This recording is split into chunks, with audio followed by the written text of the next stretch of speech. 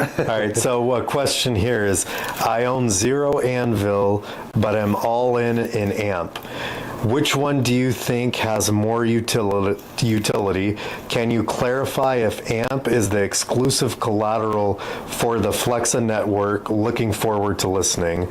So I don't know if one is necessarily better than the other when it comes to AMP or Anvil, but AMP definitely has been around longer.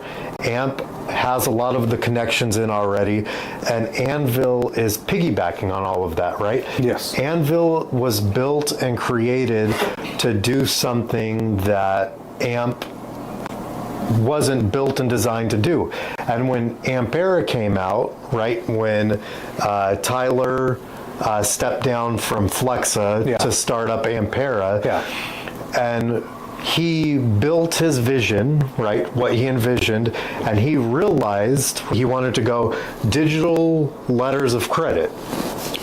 When he realized that that would be asking AMP to do something it wasn't created and made to do, that's why they built and created and developed Anvil. Yeah. So to say one's better than the other, they just do two different things, right?